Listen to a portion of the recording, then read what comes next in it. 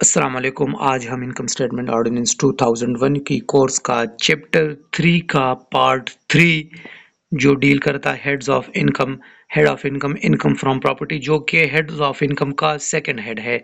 इससे पहले हमने पहला हेड पढ़ा था इनकम फ्रॉम सैलरी। ये हेड्स ऑफ इनकम का दूसरा हेड है income from property that deals to part 3 of this chapter. Section 15 deals to income from property. Section 15 क्या बताता है? अच्छा, इससे पहले मैं ये बताता चलूँ कि रेंट क्या होता है। Rent, any rent received from immovable property, जो कि इमूवेबल प्रॉपर्टी से, ना कि मूवेबल प्रॉपर्टी। इमूवेबल प्रॉपर्टी यानी लैंड बिल्डिंग वगैरह से जो रेंट रिसीव हो जाए, सो वो अंडर सेक्शन 15 उसको टैक्स किया जाएगा। सेक्शन 15 का क्लॉज 1 यहाँ पे बताता है द रेंट रिसीव्ड और रिसीवेबल बाय पर्सन। अच्छा, इसके साथ मैं एक और बात भी बताऊं। जिस तरह की सैलरी के बारे में हमने पढ़ा था कि सैलरी रिसीट बेस पे टैक्स होगी जब वो रिसीव हो जाए। हमने पढ़ा था कि रिसीट बेस क्या होता है, अगर वो एक्चुअल में रिसीव हो जाए या एम्प्लॉय की बैंक अकाउंट में वो क्रेडिट हो जाए या एम्प्लॉय की बिहाफ पे किसी थर्ड पार्टी को पे किया जाए, सो वो रिसीट बेस पे कंसिडर किया जाएगा। लेकिन जो रेंट है, तो rent both receipt base and receivable base दोनों तरीकों से ये टैक्स किया जाता है। अगर वो एक्चुअल में रिसीव हुआ या फ्यूचर में रिसीव किया जाएगा तो वो टैक्स होगा। द रेंट रिसीव्ड और receivable by a person for tax year other than rent exempt from tax under this ordinance shall be chargeable to tax in that year under the head income from property. तो वो tax जो property से, sorry, वो rent जो property से arise हो जाए, सो वो under the head income from property वो टैक्स किया जाएगा। क्लॉज 2 यहाँ पे कहता है subject to subsection 3 rent means any amount received or receivable by the owner of land or a building as consideration for the use or occupation of or the right to use or occupy the land or building and includes any forfeit. अच्छा, इसका मैं बताऊं, ये जो इन्होंने लिखा है for deposit paid under contract for the sale and, अच्छा, ये बताता है कि रेंट में और कौन कौन सी चीज़ें काउंट हो। एक तो जो जिसको हम माहाना किराया कहते हैं, वो तो जाहिर बात है, वो तो रेंट है। इसके बाद जो क्लास 2 में ये बताते हैं कि रेंट में वो भी काउंट होगा कि अगर कोई बंदा किसी बंदे को जो एक बिल्डिंग है, एक प्लॉट है, वो रेंट पे देते हैं, उससे जो बयाना लेते हैं, यानी जो एडवांस एडवांस अगर हम कहें, जो एडवांस लेते हैं तो उसको भी रेंट में काउंट किया जाएगा। जो एडवांस हम लेते हैं तो उसको रेंट में काउंट किया जाएगा।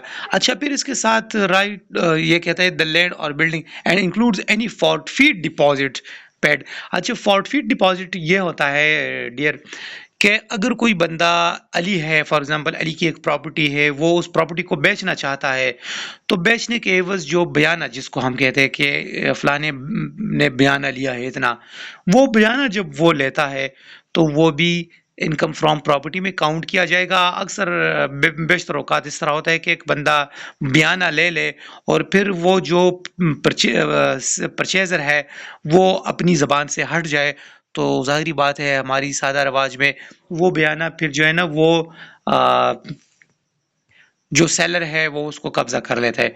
तो वो भी फिर फॉरफीट डिपॉजिट यही होता है, फॉरफीट डिपॉजिट पेड। फिर वो बयाना भी काउंट होता है under the head income from property के अंडर, अंडर सेक्शन 15। क्लॉज 3 यहाँ पे बताता है this section shall not apply to any rent received or receivable by any person in respect of lease of building together with plants and machinery and such rent shall be अच्छा, मैं इसका बता दूं, इसका मतलब यह है क्लॉज 3 का कि अगर कोई बंदा कोई बिल्डिंग या कोई उसकी इमूवेबल प्रॉपर्टी जो है वो किसी बंदे को रेंट पे दे दे along with its plants and machinery, उस घर में plants and machinery other things भी है, लेकिन उनका सेपरेट सेपरेट हिसाब नहीं लगाया कि भाई फॉर एग्जांपल मैं आपसे 10,000 रुपये रेंट लेता हूँ, तो 10,000 रुपये रेंट में वो सारी चीज़ें, उसकी जो यूटिलिटी की जो चीज़ें होती है, प्लांट्स एंड मशीनरी वगैरह, अलॉन्ग विद दिस प्रॉपर्टी भी वो रेंट पे देती है। किसी का कोई स्पेसिफाइड रेट वो स्पेसिफाई नहीं होता, तो वो फिर under the section 15 income from property वो फिर कंसीडर नहीं होगा, वो फिर चार्ज होगा under the head income from other source, क्योंकि इसमें सिर्फ प्रॉपर्टी नहीं है, इसमें और भी चीज़ें इंक्लूड है, उसकी जो सामान वगैरह है, प्लांट्स एंड मशीनरी है और अदर सहूलियात है वो भी साथ में दी गई है, लेकिन हर एक का एक अलग अलग जो है ना वो रेट स्पेसिफाई नहीं किया गया।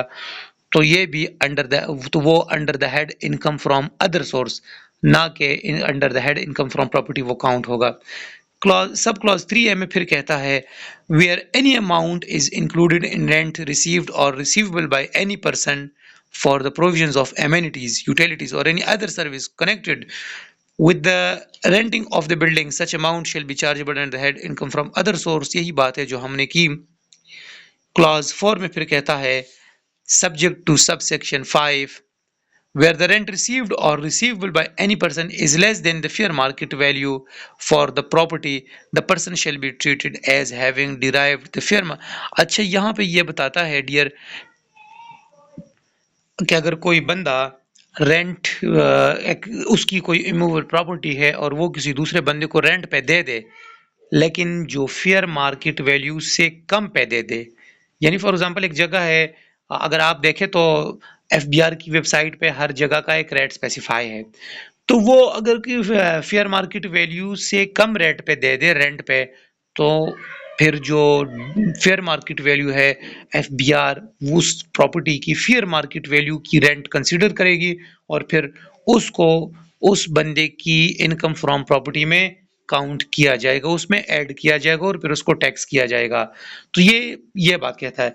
अच्छा, इसके साथ मैं एक और बात बताता चलूं, जिस तरह हमने ऊपर क्लॉज में बात की कि अगर कोई बंदा along with plants and machinery and other amenities वो दे दे एक प्रॉपर्टी, वो तो ठीक है, लेकिन अगर कोई सिनेरियो ऐसा है कि फॉर एग्जांपल एक पर्सन है ए और एक पर्सन है बी, ए ने बी को कोई इमूवेबल प्रॉपर्टी रेंट पे दे दी अलॉन्ग विद अदर एमेनिटीज, और ये स्पेसिफाई है कि मैं आपसे 20,000 रेंट चार्ज करूंगा मंथली, लेकिन 20,000 में जो 15,000 है वो इस प्रॉपर्टी की रेंट है और 5,000 जो है ना वो जो मैंने आपको दीगर सहूलियात छोड़ी है वो दी है, वो 5,000 उसकी रेंट होगी। तो इसमें जो 15,000 है वो under the head income from property में ऐड होगा और जो 5,000 है वो under the head income from other source में काउंट होगा। ये सेक्शन इस प्रॉपर्टी की इस सिनेरियो को डील करता है।